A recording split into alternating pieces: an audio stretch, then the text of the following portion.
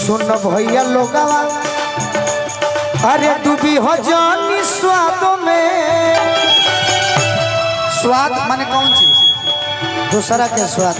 हाँ दूसरा के स्वाद में। सुन भैया लोग डूबी हो जानी स्वाद में तो केहू मिले वाला नहीं जीवन जादू में।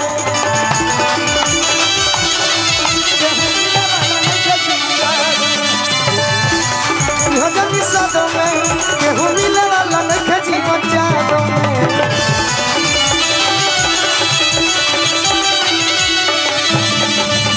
ढेर लोग के बेंगलिया भादो में केहू मिली नहीं हमरा जीवन जादू में।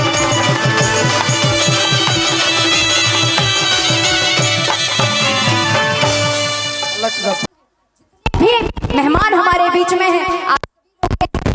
क्षेत्र के लोग इस क्षेत्र के लाल हैं, तो जितने भी लाल हैं आप सभी को प्रणाम करते हुए एक बार फिर से मैं आग्रह करूंगी गोलू यादव जी से। ठीक कहानी है गोलू यादव जी। माफी चाहूंगी सर गोलू राजा जी।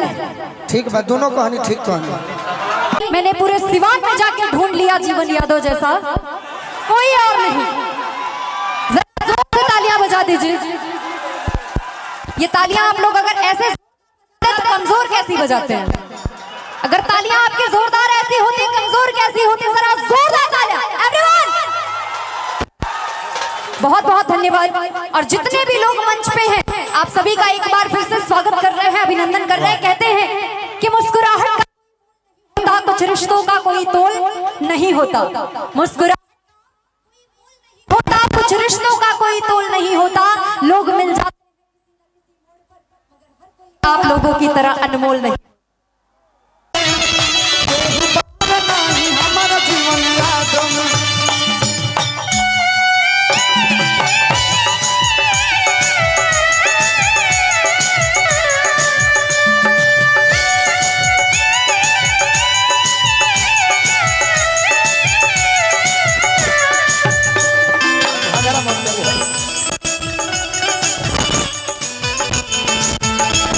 जगह पर चल गया।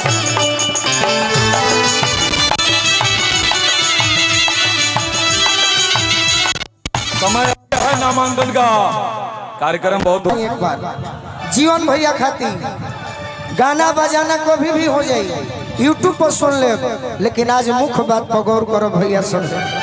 पहला बार मौका मिलल बा और जी बा हमार मर्जी बराऊ ना चुनब नीमन तो चुना जाई बाऊ। क्या बात ऐसे कहते हैं कि बिना लोग के चुनाव बिना जीतले जन सेवा में उमिरिया पूरा बीतले। जन सेवा में उमिरिया पूरा बीतले। अरे जन सेवा में उमिरिया पूरा बीतले। उमिरिया पूरा बीतले। और का कैसे ना तो रौरा देखले हो लोग आवे ना ही जीतला के बाद में। क्या बात है? अभी रौरा के फुसलाई जीतला के बाद लोग को ना करी, लेकिन जीवन भैया चुनाव के पहले भी रौरा सबके बीच में बानी और चुनाव के बाद भी रौरा सबके बीच में रहो।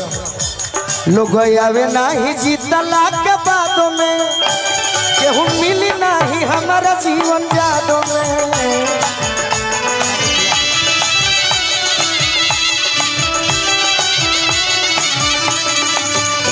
लोग यार नहीं जीतला के बाद में इन भादों में कि नेता ढेर लौकी है बेंगनियन भादों में केहू मिले वाला नहीं खे जीवन यादों में।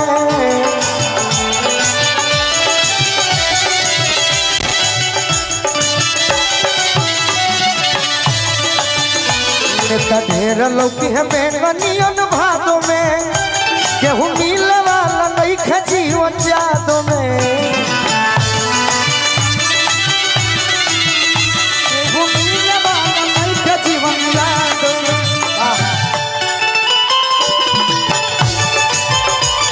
वाह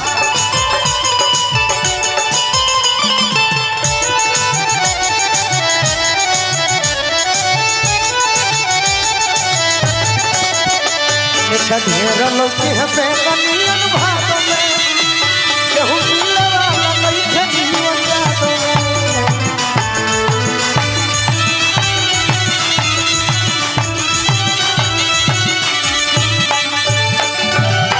देखिए हमरा जीवन भैया के सोच धनंजय बाबू रौरो देखले बानी जी हमहू देखले बानी मैडम जी बिना लोग के चुनाव बिना जीतले जन सेवा में उमरिया पूरा बीतले